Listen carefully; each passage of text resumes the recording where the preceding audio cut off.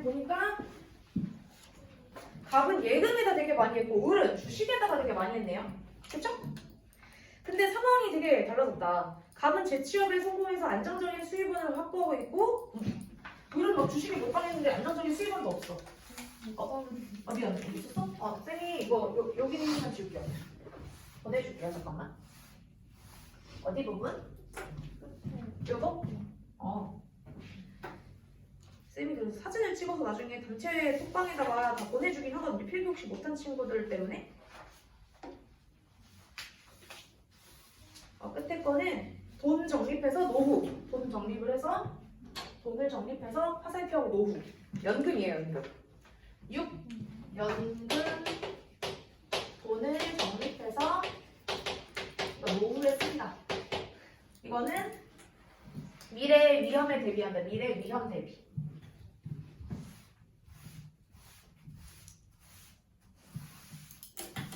자, 그래서 여기 보면은 지금 갑과 을의 상황 변화를 보면요. 경제 상황 변화도 보고. 근데 이거 갖고 이거 실제로 문제가 이렇게 딱 나오진 않지만 그냥 이해만 해주세요. 정기 예금 금리가 1%대로 떨어지고 있대. 예금이 좋아 안 좋아? 안 좋죠. 자, 그럼 예금을 좀 적게 하는 게 좋겠고 채권 수익률이 상승하는데 그럼 뭐 해야 돼? 채권을 좀 하는 게 좋네. 조선업계의 불황으로 조선업 관련 주식이 하락하고 있대. 근데 좀 안타깝다. 을은 조선업 관련주래. 그죠? 자, 그렇다면 이제 앞으로 어떻게 하는 게 좋을까라고 하면 갑은 좀 어떻게 하는 게 좋을까요? 갑은 예금을 좀 줄이고 채권을 늘리면 좋겠다. 그지? 그리고 뭐 주식을 굳이 한다면 조선업이 아닌 다른 쪽으로 하면 좋을 것 같고. 을은 어떻게 할까요? 주식이 지금 매우 안 좋네요. 그리고 얘는 어때? 수입은 없어. 수입원이 없으면 어떻게 해야 돼? 내 원금을 지켜야 되잖아. 그러려면 어떻게 해야 돼? 예금이나 채권을 더 늘려야겠죠. 얘는 주식은 다 줄이고 이렇게 가야 됩니다. 보고 너네가 조언을 해주면 되고. 자, 여기까지가 이 얘기였고요. 그 다음에 요거 학교쌤 프린트 보면서 이제 이렇게 초간편만 쓸 거예요. 학교쌤 프린트.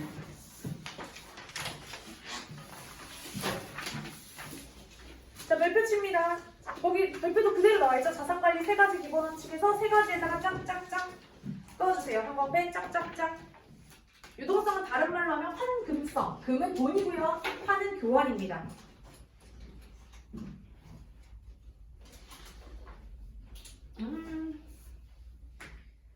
뭐 굳이 따지면 또 땅보다는 아파트가 현금화가 쉽다. 그치? 아파트는 잘 팔리는데 땅 자체는 팔리기가 어렵겠죠? 자, 두 번째. 여태까지 중에서 좀 중요하게 나왔던 거. 학교쌤이 선치로 출제했던 거 뭐예요? 여기 있는 예금자 보호법 출제하셨고요. 설명도 많이 하셨을 거 아니에요. 읽어서 보라고만 했는데도 항상 문제는 내시더라고요. 자, 1금융권이 있고 2금융권이 있는데, 자, 1금융권은 우리 그냥 쓰는 거 있죠. 국민은행, 우리은행 이런 것도 있죠. 이런 게 1금융권이고요. 2금융권부터는 이제 저축은행이라고 해서 되게 뭐 보면 이자가 되게 크게 되어 있거든? 근데 이제 위험성이 좀 크죠. 상대적으로. 그래서 금융회사에서 5천만 원까지 보장이 가능하기 때문에 이제 이게 5천만 원으로 다 이렇게 여러 은행에 투자를 하는 것이 필요하다. 자, 그리고 이제 요금을 예금, 저축성 예금이 있는데 예금과 적금은 아까 조금 차이를 얘기했습니다. 예금은 뭐였죠? 목돈을 한 번에 넣어놓는 거. 적금은 뭐다? 차곡차곡 뭐 일정 기간 동안 넣어가지고 목돈을 만드는 거예요. 알겠어요? 그것만 좀 차이를 알아두세요. 그래서 적금도 사실 뭐 일정 금액의 돈을 계약 기간 동안 맡겨놓는 건 맞는데 예금은 그냥 한 번에 빵! 적금은 차곡차곡 이렇게 기억해 주시면 되고. 주식. 자, 주식의 지분이고요. 액면가 5,000원을 발행을 하면 투자한 돈에 비례해서 주식을 가져간다. 뭐 회사의 주인은 주주들이다. 뭐 이런 얘기들이 있고요. 여기 주식에서 아까 얘기했죠? 배당금이랑 시세 차익 2개가 있고요. 채권은 차용 증서다. 그래서 여기 보면은 나와 있죠. 뭐뭐보다는 높고 예금보다는 높고 안전성이 주식에 비하면 수익성도 낮고 이런 식으로 넘기세요. 여기는 요게 좀 책이 없는 거죠. 뒷장에 넘기시면 국채, 공채 요거 뒷부분에 나왔죠. 넘겨주세요. 채권에서는 요런 말이 나와서 조금 낯선 게 들어가 있죠. 뒷장에 보시면 국채는 두값, 공채는 공공기관. 그래서 쌤이 아까 묶어서 아까 뭐라고 적었어? 국공채라고 적었었죠. 그래서 국채와 공채가 있는데요. 이제 세금 거두려고 하는 겁니다. 세금 거두려고. 자, 애국공채. 너네 이거 애국공채 했죠? 여기 예를 들면 임시정부에서 애국공채를 발행을 하는데 이게 뭐냐? 광복이 되면 지급해주겠다. 우리나라가 세워지면. 지금 독립운동 자금으로 쓰는 거야. 그래서 이제 원금과 이자를 그때 지급해주겠다라고 하는 거고요. 회사채, 일반적으로 기업채 그 회사채인데요. 얘네들은 안전성이 낮죠. 그 회사가 망하면 끝이에요. 근데 이제 특징은 이거죠. 건실한 회사인데 자금 사정이 어려운 경우. 그러니까 채권이 주식보다 그래도 좀 더 안전하다 하는 이유는 회사채를 발행을 하려면 조건을 충족해야 돼요. 내가 진짜 원래 괜찮은 회사야. 그런데 지금 잠깐 위기야. 이런 회사만 채권을 발행할 수 있습니다. 알겠죠? 자, 그리고요. 이거 포트폴리오 별표.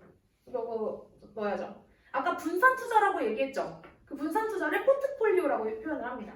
너네 근데 그런 거 하지 않아요? 미술하는 애들은 또 포트폴리오 만든다 이런 거 하잖아, 근데. 그런 거랑 이름 똑같은데 여기 의미로는 이렇게 분산 투자에서 운용한다. 됐나요? 여기까지 끝. 요 프린트는 쌤이 빈칸 만들어서 테스트 보게 할 거니까 이 프린트는 꼭 잘 챙겨주세요. 그리고 교환도 이 교재가 지금 아까 분산되어 있잖아 지금. 그치? 여러 개로 나눠져 있는데 이따가 국어 듣잖아요. 국어 들을 때 아예 그 교재로 만들어서 주도록 할게요. 한 권짜리로. 거기에 문제까지 넣어가지고. 알겠죠? 자, 그 다음에 이제 생애 주기별 금융생활 설계로 가겠습니다. 지겹죠? 네. 우리가 11시 한 반 정도까지만 해서 여기서 이번 단원 다 끝내고 문화 변동까지도 끝내고 가도록 할 거예요. 생애 주기.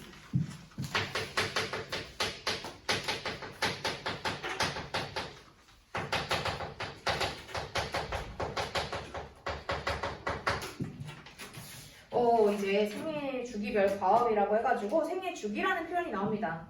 너네들은 지금 어디야? 청년기? 청년기라면 아직 거의 약간 여기서 굳이 따지자면 약간 아동기와 청년기의 사이 정도? 그쵸? 너네들 이제 학생이잖아요. 아직 소득이 없죠, 소득이. 근데 막 학생 때도 좀 소득이 있는 친구들이 있더라고. 알바하는 친구들도 있고. 나 예전에 가르쳤던 애들한테 충격적인 얘기를 들었죠. 쌤이 대치에서 수업을 할 때 반대부고 애들을 가르쳤는데 갑자기 무슨 얘기하다가 저희 반에 다 꼴이네요 막 이러는 거. 주식도요? 막 이러는 거. 난 진짜 고딩 때 주식이라는 거는 그냥 사회에서만 배웠지 내가 하는 거 상상도 못했거든요. 근데 주식을 한대. 그래서 대단하다. 뭐 제 통장에 얼마 있대요? 안 궁금해. 왜 나보다 많지? 안 궁금해. 막 이랬는데 막 그런 이제 그 금융 관련해서 금융자산을 막 자기들이 막 하기도 하더라고. 근데 여기 보면은 이 156쪽에 보면 개미와 배짱이 나오죠. 그러니까 그 동화 막 여러 가지 각색해서 할 때 보면 어때? 개미는 열심히 일하다가 결국 막 죽고, 배짱이는 막 즐기다가 막 엔터테인먼트로 성공해서 막 돈 많이 벌고 막 이런 얘기들 나오는데 여기 있는 것처럼 우리가 대비를 해야 된다 이런 얘기가 나옵니다. 이 얘기는 뒷장에 사실 더 자세하게 나와 있어요. 여기 보면은 157페이지. 그리고 여기 157페이지에서 반드시 필수로 출제되는 개념이 나옵니다. 재무설계 과정 우선 별도 치고 시작할게요. 자, 여기는 트레이드가 뭐 이겁니다. 요거로 갈 거예요. 표를 이해하는 거를 좀 중요하게 체크해 주겠습니다. 우선 우리는 미래에 수입과 지출이 어떻게 될지 몰라. 그치? 근데 좀 대체적으로 하는 건 너네들은 정말 돈이 많이 드는 애들이죠. 예체능한 친구들은 돈이 진짜 많이 들어. 그치? 너네는 그래도 학교에서 다 하죠? 실기를 많이. 아닌가? 내가 알기로 예고인 친구들도 서울예고도 가르치거든요. 근데 막 보면은 화실 다닌 친구들이 있는데 많이 학교에서 되게 많이 하더라고요. 그리고 서울미고도 방과후 뭐 이런 것들도 많이 하고 해가지고 그래서 너네 학교로 되게 많이 가잖아. 미술하는 친구들, 그치? 근데 나중에 막 정시특강 하는 거 내가 학원 일반 거에서 간 친구가 있거든? 들었는데 와 장난 아니더라고. 학원비가 그 정시 특강만 했을 때 한 몇백이 들더라고. 한 700인가? 그렇게 한 번에 그냥 정시 딱 그 시간에만 그렇게 들더라고. 근데 뭐 그것만 되겠어? 사실 뭐 그거에다가 엄마 왔다 갔다 해봐 카드 주잖아. 막 아침 점심 저녁 다 사먹고 막 이러더라고요. 그래서 쌤이 사탐을 해서 그런지 좀 미술하는 친구들이랑 음악하는 친구들을 좀 많이 가르쳤거든요. 왜냐면 일반 고애들은 좀 그 사탐을 따로 이렇게 막 시간을 내서 안 하는 친구들도 많고, 아니면 하더라도 과외로만 하는 친구들, 과외가 몇 명 했는데 과외로만 하는데 이제 예고 이런 친구들도 과외를 많이 하더라고요. 예고 같은 애들도 막 실기 시간이 막 들쭉날쭉하다고 막 그렇게 하다가 들었는데, 선생님 저희는 나중에 뭘 먹고 살아야 될까요? 뭐 이런 애들도 있고, 어떤 애는 그 작가? 진짜 작가가 하고 싶은 거야. 정말.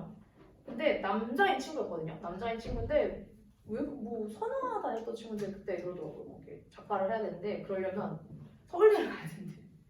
서울대를 자기는 가야지. 어머니가 막 그러더라고요. 서울대가 나와야 뭐 작가로서 뭐 그렇구나. 서양화하는 친구였는데 되게 신기했어요. 서울대와 홍대를 막 얘기했던 것 같아요. 그래서 엄청나게 막 그 공부를 쏟아부었죠. 이번에 너네도 그거잖아. 서울대가 정시잖아요, 그죠? 수학도 보고 정시로 몇 배수 뽑잖아요. 쌤이 물론 1년에 잠깐의 공백이 있었는데요. 그 얘기를 이제 들었는데, 예전에 이제 가르쳤던 친구가 서울 예고 친구들을 1학년을 가르쳤어요. 지금 3학년이 됐는데 걔네들 보면 생활관리를 가르치는데 진짜 깜짝 놀랐어. 2학년 때 걔네가 2학년 때 생활관리를 하는데 수업을 하잖아요. 근데 걔네 선생님이 진짜 깊게 가르쳐요. 엄청 딥하게 가르쳐가지고 시험 문제가 내신이 솔직히 말해서 나는 수능보다 어려운 것 같아요. 그러니까 왜냐면 이렇게 짜잘짜잘하게 되잖아. 문제를 되게 엄청. 수능에는 그렇게 막 자료 위주 막 이렇게만 내는데 여기는 완전 막 깊게 들어가가지고 그 있죠. 너네 맨날 많이 보는 거 이거. 예 아니요 막 이거 하는 거부터 시작해서 이거 벤다이어그램이랑 이런 거 엄청 많이 낸 거야. 그때 보니까 막 그 2학년 때 이미 자이스토리 다 풀고 마라톤 다 풀고 막 이렇게 하고 3학년 올라갔죠. 이제 그랬더니 이제 성적이 확실히 모의고사 성적이 잘 나오는 거야. 그래서 너네들도 나중에 2학년 되면 벌써 이제 2학년이 되면 마더텅이나 뭐 그런 거 할 정도로 좀 깊게 공부를 하셔야 돼요. 학교 내신만으로는 조금 약해. 내가 알기로도 좀 약하거든요.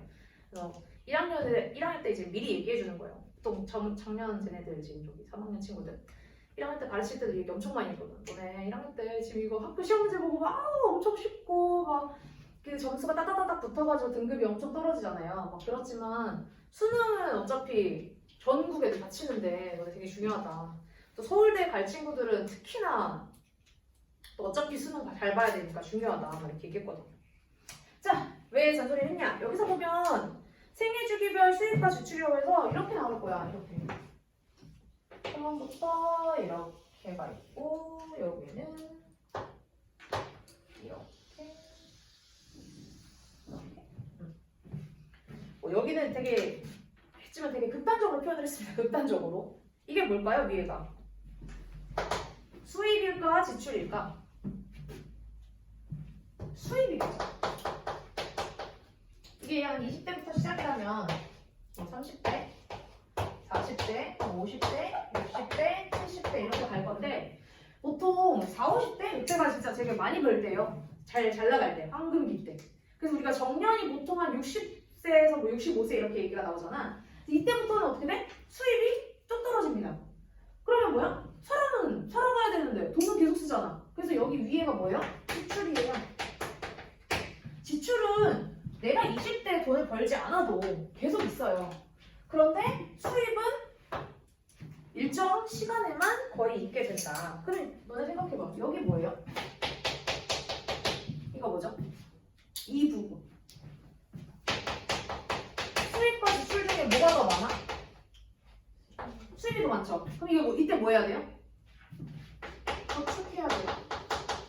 그러면 너네들 문제에서 어렵게 나올 때 뭐가 나오냐면 여기 부분에 대한 질문이 나와요. 이 부분 있잖아.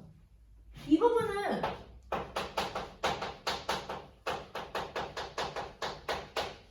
저축 무적액이 제일 높은 거겠죠. 저축 금액을 이때부터 할 거 아니야. 저축 했을 때 여기 이후로는 어떻게 돼? 마이너스지. 사실 여기 마이너스, 여기 플러스, 여기 마이너스잖아요. 그러면은 플러스가 되신 시점 가장 끝에가 가장 플러스가 많은 시점이겠죠. 그럼 이 저축 갖고 뭐 해야 돼? 이 기간 뭐예요? 노후죠. 그래서 이 저축 누적액이 높아서 뭐 해야 돼? 노후 대비해야 돼요. 너네랑 전혀 상관없겠지만 이제 점점 지나면 그렇게 하는 거죠. 경제적 정년은 이제 수입이랑 지출이랑 했을 때 이제 가장 높은 시점을 얘기를 하는 겁니다. 그래서 이렇게 수입이 많은 시점입니다. 근데 사실 이때는 어떠니? 이때 너네가 약간 부모님의 그늘 아래 있잖아. 그지? 보통 부모님의 그늘 아래 있고 뭐 이때 결혼을 일반적으로 그냥 결혼을 해서 돈을 벌고 하다가 나중에 이제 일을 그만두게 돼요. 그럼 이때를 먹고 살기 위해서 이때를 버는 거예요. 알겠죠? 그래서 이 재무 앞에서 나와 있던 금융자산이랑 이런 자산관리랑 얘기했던 이유가 이런 거랑 연결되는 거예요. 앞에 있는 금융자산 이런 것들 잘 활용해서 어떻게 해야 된다? 잘 대비해야 된다라는 소리였습니다. 자, 그리고 이제 재무 설계가 필요하다라고 나오는데요. 밑에 보면은 자신의 재무 상황을 파악해서 목표를 세우고 뭐 어쩌고저쩌고 한다. 시험 문제 재무 설계 과정에서 요거 주관식으로 재작년에 출제됐어요. 출제가 됐고요. 순서 출제될 수 있고요. 알겠죠? 예전에는 이게 나는 이렇게 나올 줄은 몰랐는데 요 순서 요 왼쪽 거 있잖아요. 짙은 글씨. 여기를 아예 다 알아놔야 돼요. 재무 목표 설정 뭐 이런 것까지 다. 알겠죠? 순서로 나오기도 했었고 예를 들면 이 안에서 계획 실행 뭐 이런 것들까지 그냥 적는 거 나온답니다. 알겠죠? 꼭 체크해주세요. 그래서 재무설계 과정 이거는 그냥 적어서 한번 꼭 체크해주세요. 일반 시중 문제집에서는 그냥 순서 찾기만 나와. 근데 너네 학교에서는 조금 더 나아가서 어떻게 주관식으로도 나온다고. 됐죠? 첫 번째 당연한 얘기입니다. 내가 어떻게 할지 재무 목표 설정합니다. 두 번째 그 다음에 뭐 나와요? 재무 상태 분석해요.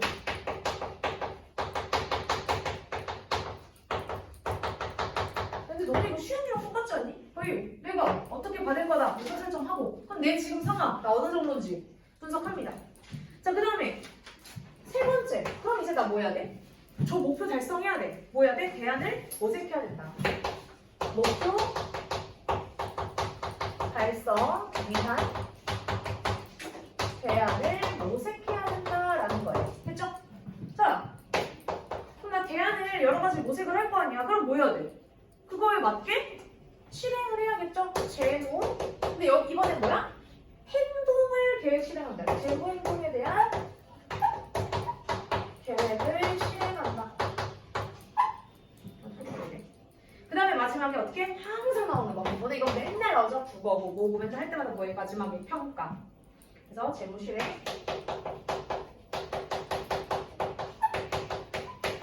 평가 수정. 사실 여기는 맨 끝에랑 맨 앞에는 쉽잖아. 그지?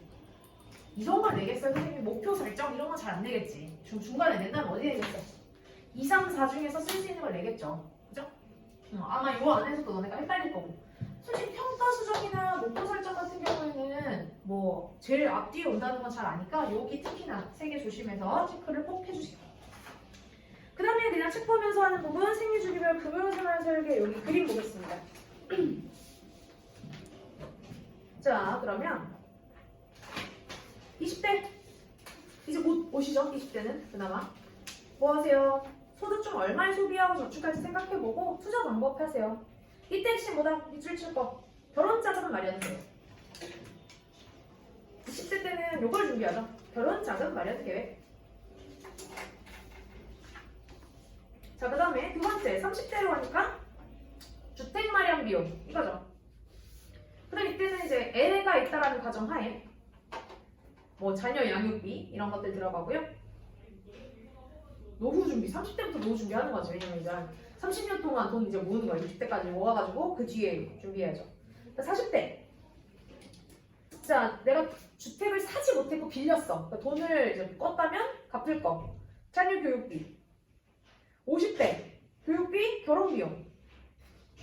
60대 이제 뭐예요? 연금 수입 점검. 이때 연금이 중요하죠. 그리고 이때 중요한 게 나이가 먹을수록 뭐가 중요하냐면 안전성이 중요해요. 안전성 체크해주세요.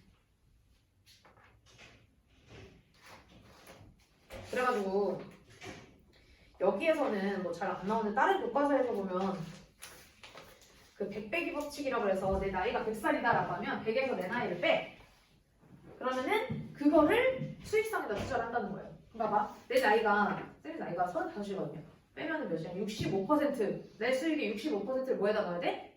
공격적인 수익성에다 넣고 35%는 안전성에 넣는다는 거예요. 됐어? 뭐 너네들은 더 크겠지. 근데 60대가 됐어. 그럼 뭐가 돼? 내 수익의 40%만 공격성 있는 수익성에 넣고 60%는 안전하게 보관을 해놔야 돼요. 알겠죠? 이해했습니다. 끝! 자, 고생을 하셨고요. 이제 문화 변동 양상 할 텐데요. 피곤하죠? 문화 변동 양상까지 정도는 들어가고 또 무기하죠. 쳐가지고. 낭비할 겁니다. 지금 첫 시간이라 내가 너무 혼자 많이 떠들고 있죠. 다음 시간부터는 이제 테스트랑 등등으로 많이 시킬 거예요. 지금 이제 11시 23분이죠.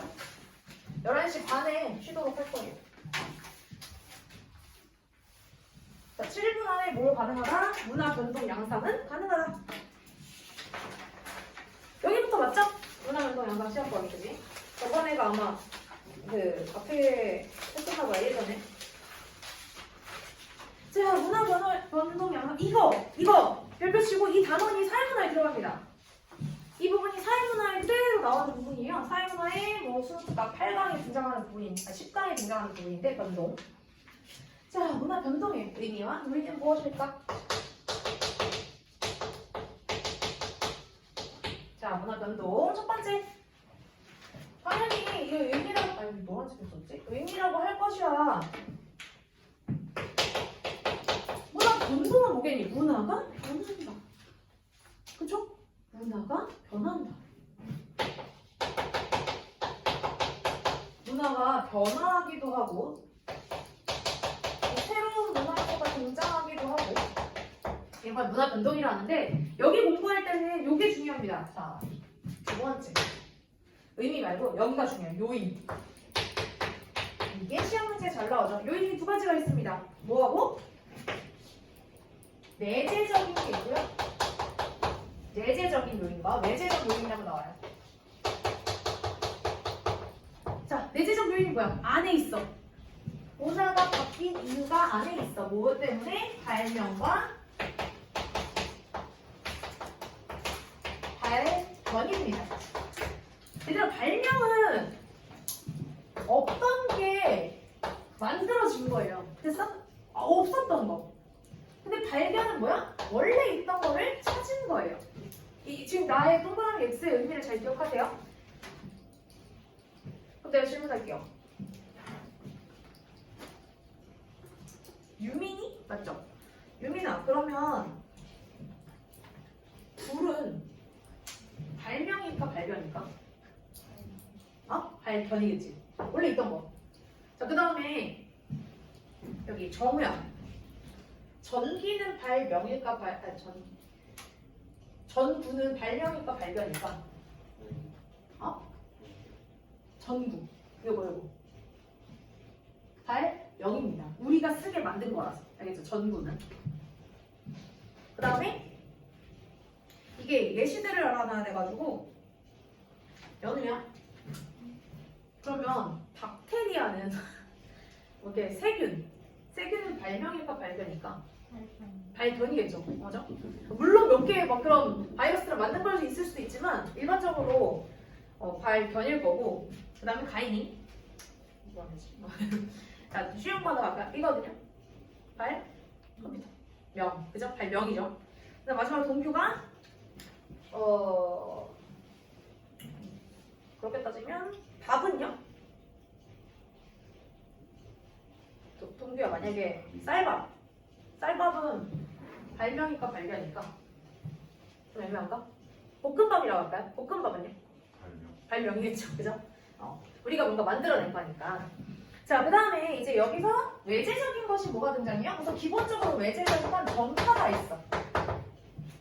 자, 전파가 있는데 이 전파에도 사실 종류가 여러 개가 원래 있습니다. 이거 솔직히 설명했나요? 이거는 학교쌤 설명을 했을지 안 했을지 모르겠는데 원래 전파는 종류가 3개거든요. 직접 전파가 있고 간접 전파가 있고 작은 전파. 여기까지가 사회문화 내용까지예요. 여기 좀 추가되는 게. 직접은 그냥 사람이 전달해 준 거. 내가 여기 살던 사람이 우리 집 문화를 저한테 전달해 줄 거예요. 그럼 직접이에요. 사람이 직접. 그 나라 문화를 직접 전달해 주는 거고요. 그래서 예를 들면 뭐 전쟁을 통해서 직접 전달이 될 수도 있고, 그다음 뭐 이민을 가서 될 수도 있고, 결혼을 해서 전달해 줄 수도 있고, 교류를 통해서 그게 뭐야 사고 팔면서 할 수도 있고. 관점은 뭐예요? 매개체가 있어야 돼. 근데 그게 보통 뭐가 있을까? 대중 매체가 있겠죠. TV, 인터넷 보고 하는 거. 예를 들면요. 작업 전파는 뭐냐면 전파 플러스 발명이에요. 어떤 게 전파가 됐는데 예를 들면 이런 거지. 뭐 예시를 들면 바이올린이 막 들어왔다 어디서. 근데 그 바이올린을 보고 저 바이올린을 줄여서 아이디어를 얻어서 그 나라에서 활을 발명했다. 뭐 이런 거.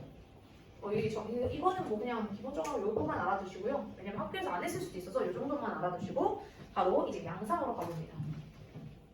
이게 시험 문제에 나오는 거죠. 이 문학 파트는요, 공부할 때 이 공부하는 이 핵심이 예시야, 예시.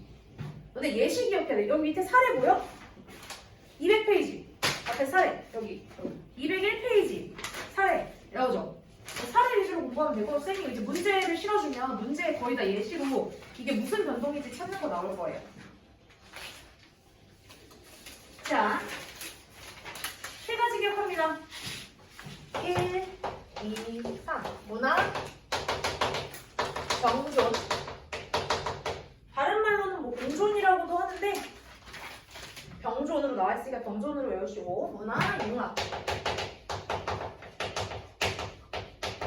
문화, 동화. 세 가지 들어갑니다. 쉽게 얘기하면 문화 병존은 A 플러스 B는 A 같이 있어요. and B 같이 있습니다. 문화 융합은 A 플러스 B인데 C야. 근데 여기까지는 진짜 쉬운 거거든. 근데 이 C가 뭐다? A도 들어있고 B도 들어있어요. 그래서 여 예시가 제일 중요해요. 여기서 중에서는 얘가 제일 중요해요. 얘가 제일 많이 틀려 내가. 이전과는 다른 이유가 나타났어. 예를 들면 불고기 피자죠. 우리나라에 불고기 있지. 외국에 피자 있지. 뉴 메뉴, 불고기 피자라는 메뉴가 있어. 불고기가 없어졌니? 있죠. 피자가 없어졌어? 있죠. 둘 다 뭘 갖고 있어? 그대로 정체성이 유지되고 있어요. 이게 핵심입니다. 이 C에는 A와 B의 정체성이 다 들어가 있다. 됐니? 핵심은 A와 B의 정체성이 다 들어가 있다. 자, 이제 11시 반이고 마지막 문화 동화 보겠습니다. 자, 문화 동화 같은 경우에는요. 지금 흡수된다, 흡수. 자, A랑 B가 있는데 그 다른 문화 요소 봤을 때 기존의 문화가 다른 거. 예를 들면 이게 우리나라 문화고 이게 외국 문화야. 자, 그럼 우리나라 문화에서 외국 문화가 들어온 거야. 그러면 이게 A일까 B일까?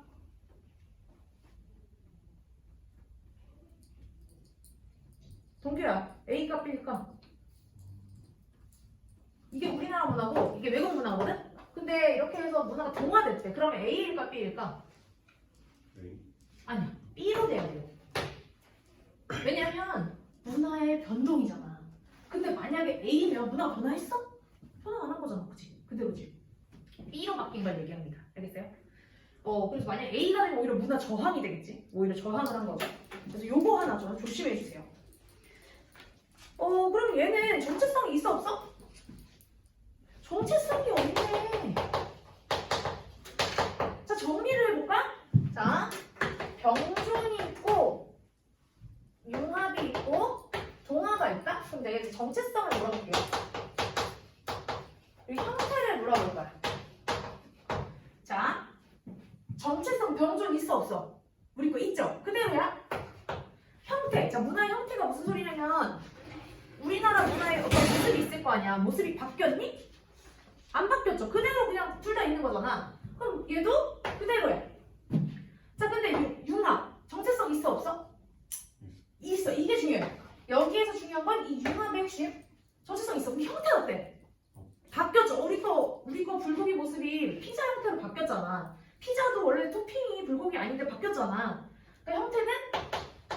변화했어요. 됐어? 자, 동화. 정체성 있어 없어? 없어.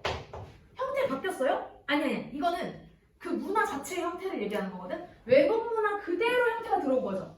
그러니까 형태는 안 바뀌었다고 보는 거야. 형태는 그대로 있다고 보는 거야. 이해돼? 요렇게. 요거를 기억해 두시면 되겠습니다. 여기 교과서에 작전도 나와 있네요. 전파 플러스 발명까지 나와 있습니다. 자, 여기 체크하실 건요. 사례 1 질문합니다. 동주야, 사례 1 뭘까? 문화 변동 결과. 앞에 사례 1 필리핀. 필리핀에서 영어가 공용어가 됐대. 영어랑 같이 쓴대. 그러면 이거 세 개 중에 뭐예요? 병존. 자, 그 다음에 가인이. 사례 2는요? 중국인들이 한국어에 있으면서 중국 고유 문화를 유지하고 살고 있대요. 동화? 동화는 병존이죠. 왜냐면 한국에 있으면서 한국어 유지하는데 중국 것도 고유 문화를 유지하고 있잖아.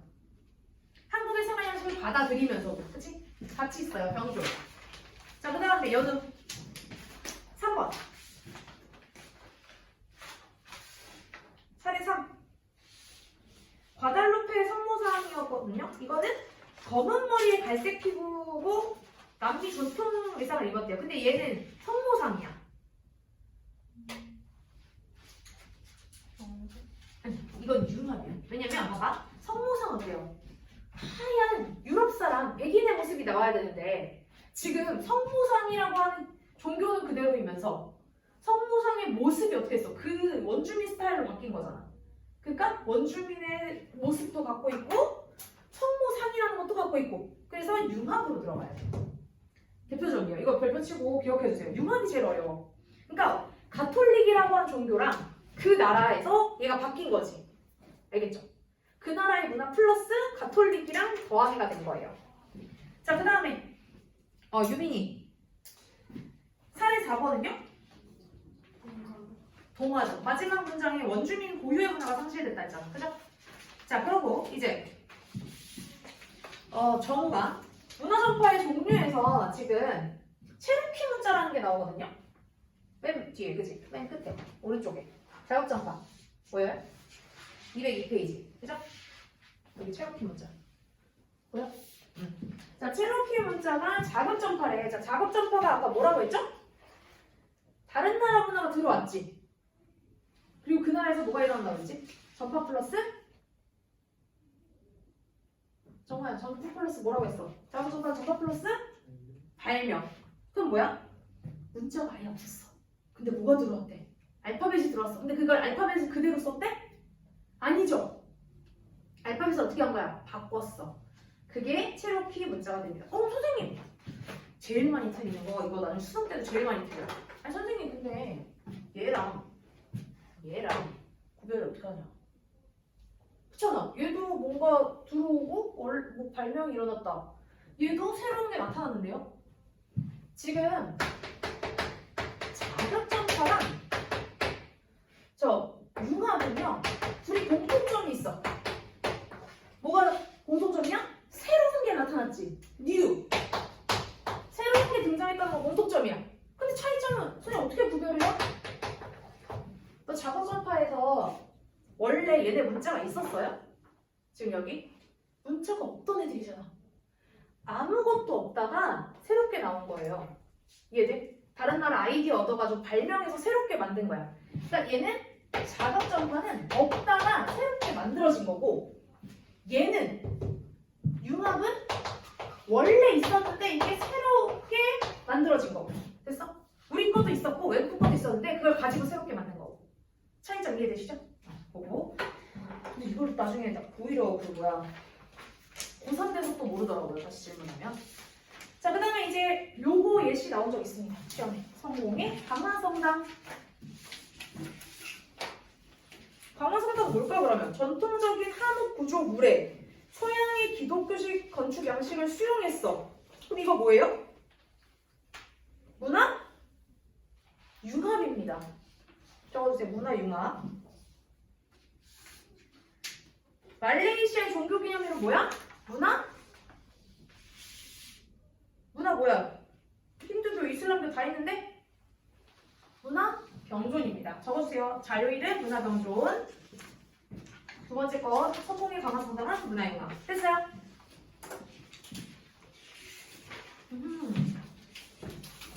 오늘 여기까지 할 거고요. 그럼 통사 내용 범위 적죠? 다음 시간에 이 추쌤 범위랑 송쌤 범위 어딘지 좀 체크를 해주세요. 알겠죠? 쌤한테 송쌤 범위를 좀 알려주시면 좋을 것 같아요. 여기까지 하고 잠깐 10분 쉬겠습니다. 지금 38분이거든요. 50분에 시작하도록 할게요.